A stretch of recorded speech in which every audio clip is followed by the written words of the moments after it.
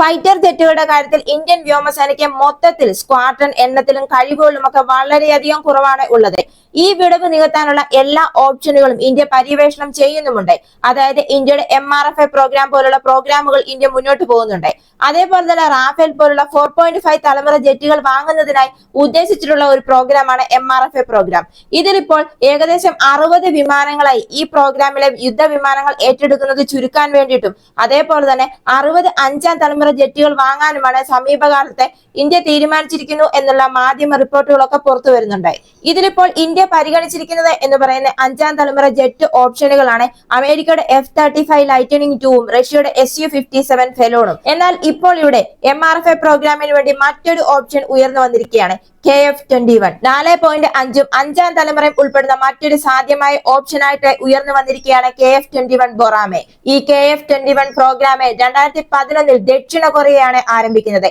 1960കളിലെ American F-4 phantom 2, F-5 tiger 2 fighter jet പ്ലാറ്റ്ഫോമുകൾക്ക് പകരമായി അത്യാധുനിക സാങ്കേതിക വിദ്യകളും കഴിവുകളും ഉൾക്കൊള്ളുന്ന ഒരു തദ്ദേശീയ ഫൈറ്റർ പ്ലാറ്റ്ഫോം സ്ഥാപിക്കുന്നതിനായി 2011 ദക്ഷിണ കൊറിയയാണ് KF-21 പ്രോഗ്രാം ആരംഭിച്ചത്. ഭാവിയിൽ നിലവിലുള്ള F-16, F-15K പോലുള്ള ഫൈറ്റർ ജെറ്റുകളെ മാറ്റി സ്ഥാപിക്കാൻ വേണ്ടിയാണ് KF-21 ആരംഭിക്കുന്നത്.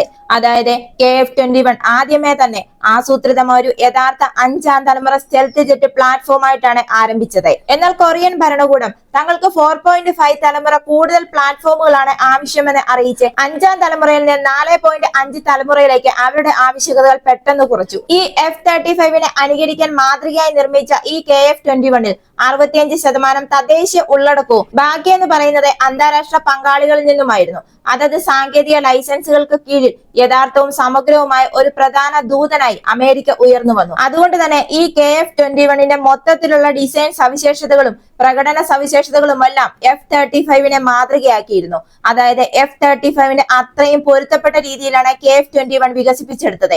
ഇതിന്റെ വലുപ്പം ഏകദേശം 55,000 മുതൽ 65,000 പൗണ്ട് വരെയുള്ള MTOW ശ്രേണിയായിരുന്നു. ഏകദേശം 17,000 മുതൽ 18,000 പൗണ്ട് വരെ പേലോഡ് ശേഷി ഇതിനുണ്ട്. കൂടാതെ ഇതിന്റെ ഏവിയോണിക്സിന്റെ കാര്യത്തിൽ AESA radar, infrared search and track ശേഷി, ഒരു EW സ്യൂട്ട്, ഒരു ഇലക്ട്രോ ഒപ്റ്റിക്കൽ ടാർഗറ്റിംഗ് പോഡ് എന്നിവ ഇതിലുണ്ട്. എന്നാൽ ഈ F-35ഉം KF-21ഉം തമ്മിലുള്ള ഒരു പ്രധാന വ്യത്യാസം എന്ന് പറയുന്നത് F-35ന് ഒരു സിംഗിൾ എഞ്ചിൻ ജെറ്റ് ആണ്. അതിന്റെ P&W വികസിപ്പിച്ച F-135 എഞ്ചിൻ ട്രൈ മോഡിൽ 28,000 ത്രസ്റ്റും അതേപോലെ തന്നെ വെറ്റു മോഡിൽ 43,000 ത്രസ്റ്റും ഉൽപ്പാദിപ്പിക്കുന്നു. അതേസമയം KF-21 ഇരട്ട എഞ്ചിനാണ്. GEയുടെ F-414-400K എഞ്ചിനാണ് ഇത് ഉൾക്കൊള്ളുന്നത്. ഇത് ഓരോന്നും 13,000 മുതൽ 22,000 വരെ ത്രസ്റ്റ് ആണ് ഉൽപ്പാദിപ്പിക്കുന്നത്. ആധുനിക ടർബോഫാൻ എഞ്ചിനോട് ഉയർന്ന വിശ്വാസത ഉണ്ടായിരുന്നിട്ടും ഇതിങ്ങനെ രണ്ട് എഞ്ചിൻ ഉപയോഗിക്കുന്നത് എഞ്ചിൻ ജ്വലന സാഹചര്യത്തിലെ സാധ്യത ഗണ്യമായി കുറയ്ക്കുന്നു, പ്രത്യേകിച്ച് നാവിക പ്രവർത്തനങ്ങൾക്ക്. അതേപോലെ തന്നെ F-35ന്റെ Mach 1.6നെ അപേക്ഷിച്ച് ഇത് Mach 1.8ൽ കൂടുതൽ മികച്ച വേഗത KF-21നുണ്ട്. എന്നാൽ ഈ KF-21ന് F-35ന്റെ advanced sensor fusion, network centric warfare, stealth കഴിവുകൾ എന്നിവയില്ല. 4.5 തലമുറയിൽ കൂടുതൽ പോരാളിയായി വികസിപ്പിച്ചെടുത്തിട്ടുള്ള ഈ വിമാനം നിലവിലുള്ള റാഫേലിനേക്കാളും യൂറോ ഫൈറ്റർ ടൈഫൂണിനേക്കാളും കുറഞ്ഞ ദൃശ്യപരിധിക്കായി ചെറിയ റഡാർ ക്രോസ് സെക്ഷൻ ആണ് ഉള്ളത്. എന്നാൽ ഇപ്പോൾ ദക്ഷിണ കൊറിയ KF-21ന് പകരം കൂടുതൽ അപ്ഗ്രേഡ് ആയി KF-21X സൃഷ്ടിക്കാനുള്ള പരിശ്രമത്തിലാണ്. ഇതിലെ അഡ്വാൻസ്ഡ് ഏവിയോണിക്സ്, റഡാർ അബ്സോർബൻ മെറ്റീരിയലും കോട്ടിങ്ങുകളുമുള്ള ഒരു അഞ്ചാം തലമുറ സ്റ്റെൽത്ത്, ആളില്ലാ ടീമിംഗ് ശേഷി, ഒരു ആന്തരിക ആയുധ ബേ എന്നിവ ഉൾപ്പെടുത്താനുള്ള പദ്ധതിയൊക്കെയുണ്ട്. വലുതും മടക്കാവുന്നതുമായ ചിറകുകളും ശക്തിപ്പെടുത്തിയ ലാൻഡിംഗ് ഗിയറും ഉൾക്കൊള്ളുന്ന KF-21N എന്ന് വിളിക്കപ്പെടുന്ന ഒരു നാവിക കാരിയർ അധിഷ്ഠിത വേരിയന്റ് വികസിപ്പിക്കാനുള്ള പദ്ധതികളും ദക്ഷിണ കൊറിയ പരിഗണിക്കുന്നുണ്ട്. 2022ൽ ഇതിന്റെ വിജയകരമായ പരീക്ഷണ പറക്കലൊക്കെ കഴിഞ്ഞിട്ടുണ്ട്. KF-21നുള്ള ധാരാളം ഓർഡറുകളും ഇതിനകം തന്നെ ദക്ഷിണ കൊറിയയ്ക്ക് ലഭിച്ചു കഴിഞ്ഞു.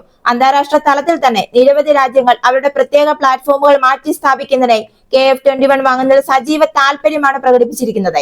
ഇപ്പോൾ ഈ KF-21 അഥവാ ഇന്ത്യ ഏറ്റെടുക്കുകയാണെങ്കിൽ ഇത് ഇന്ത്യക്ക് എങ്ങനെ ഗുണം ചെയ്യുന്നു എന്ന് നോക്കുകയാണെങ്കിൽ 4.5 തലമുറ യുദ്ധവിമാനത്തിന്റെ ആവശ്യകത നിറവേറ്റുന്നതിനായി നിലവിൽ MRFA പ്രകാരം ഇന്ത്യക്ക് ആവശ്യമായ KF-21 ഉപയോഗിക്കാൻ കഴിയും. 2026ൽ പൂർണ്ണ തോതിലുള്ള ഉൽപാദനത്തിലേക്ക് പ്രവേശിക്കുന്ന ഈ ജെറ്റ് അടുത്ത 2-3 വർഷത്തിനുള്ളിൽ തന്നെ പ്രാരംഭ ബാച്ചുകൾ എത്തിക്കാൻ സാധ്യതയുണ്ട്.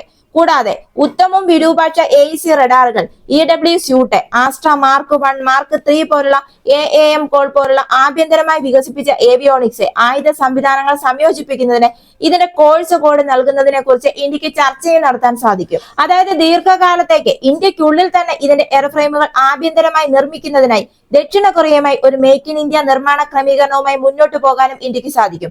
ഭാവിയിൽ തേജസ് മാർക്ക് 2 AMCIക്ക് വേണ്ടി HAL തദ്ദേശീയമായി നിർമ്മിക്കുന്ന GE-F414 എഞ്ചിനുകളുമായി ഇത് ഘടിപ്പിക്കാനും സാധിക്കും.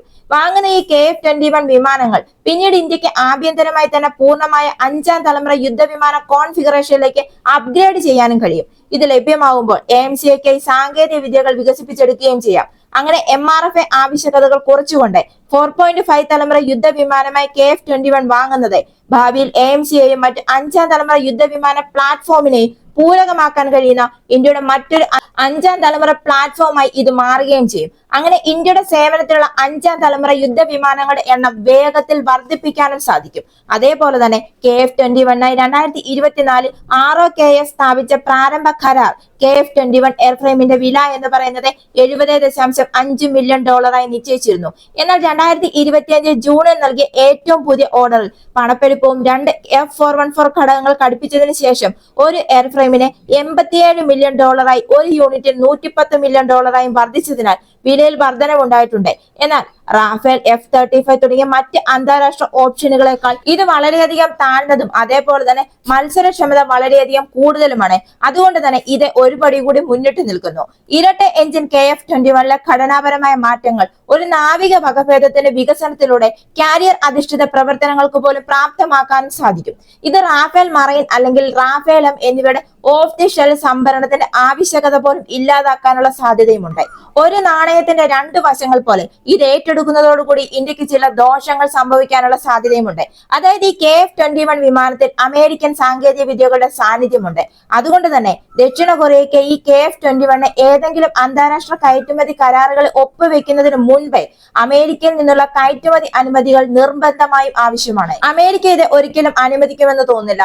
കാരണം അമേരിക്കയുടെ F-35 പിന്തള്ളിയിട്ടാണ് ഇന്ത്യ ദക്ഷിണ കൊറിയയുടെ KF-21 എത്തുന്നത്.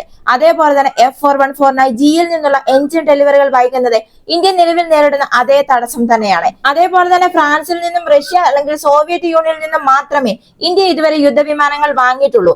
അതുകൊണ്ട് തന്നെ ഭൗമരാഷ്ട്രീയ വിന്യാസവും മൊത്തത്തിലുള്ള വിദേശ നയ പരിഗണനകളും കണക്കിലെടുക്കുകയും ഉചിതമായി ഇതിനെ പരിഗണിക്കുകയും ചെയ്യണം. അതേപോലെ KF-21 ഇപ്പോഴും വികസന ഘട്ടത്തിലാണ്. യുദ്ധത്തിൽ ഇതിന്റെ കഴിവുകളൊന്നും ഇതുവരെയും തെളിയിക്കപ്പെട്ടിട്ടുമില്ല. അതേപോലെ ഒരു വിദേശ യുദ്ധവിമാന പ്ലാറ്റ്ഫോമിന്റെ സംഭരണവും ലൈസൻസിന് കീഴിലുള്ള ഉൽപാദനവും AMCI TDBF പോലുള്ള വരാനിരിക്കുന്ന ഇന്ത്യയുടെ ആഭ്യന്തര പരിപാടികളുടെ വികസനത്തെ തടസ്സപ്പെടുത്തിയേക്കാനുള്ള സാധ്യതയുമുണ്ട്.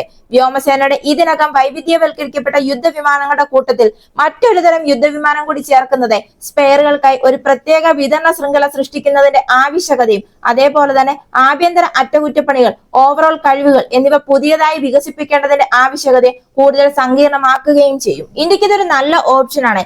എന്നാൽ ഇതുമൂലം ഇന്ത്യക്ക് പല ബുദ്ധിമുട്ടുകളും വരാനുള്ള സാധ്യതയുമുണ്ട്. അതുകൊണ്ട് തന്നെ 2022 വിജയകരമായി പരീക്ഷണം പൂർത്തിയാക്കിയ ഈ KF-21 ബൊറോമെ ഇതിന്റെ പരമ്പര ഉൽപാദനം 2026 ആരംഭിക്കും. ആദ്യ ബാച്ച് 2028 റിപ്പബ്ലിക് ഓഫ് കൊറിയ എയർഫോഴ്സിന് വിതരണം ചെയ്യുകയും ചെയ്യും. ഈ KF-21 പ്രോഗ്രാമിന്റെ ചെലവ് പങ്കിടൽ വികസന പങ്കാളിയാണ് ഇന്തോനേഷ്യ. കൂടാതെ KF-21 വേണ്ടിയുള്ള ഓർഡർ ഇതിനകം തന്നെ ധാരാളം ദക്ഷിണ കൊറിയയ്ക്ക് ലഭിച്ചിട്ടുമുണ്ട്. ഇന്ത്യ ഒരുപക്ഷെ ഈ KF-21 ഏറ്റെടുക്കുകയാണെങ്കിൽ അമേരിക്ക കിട്ടുന്ന ഏറ്റവും വലിയൊരു അടിയായിരിക്കും ഇത്. ഇതുപോലെയുള്ള പ്രതിരോധ വാർത്തകൾക്ക് വേണ്ടി മറക്കാതെ തന്നെ ഈ ചാനൽ ഒന്ന് സബ്സ്ക്രൈബ് ചെയ്യുക. ഈ വീഡിയോ ഇഷ്ടമായെങ്കിൽ ലൈക്ക് തരിക. മറ്റൊരു വീഡിയോയുമായി വീണ്ടും കാണാം.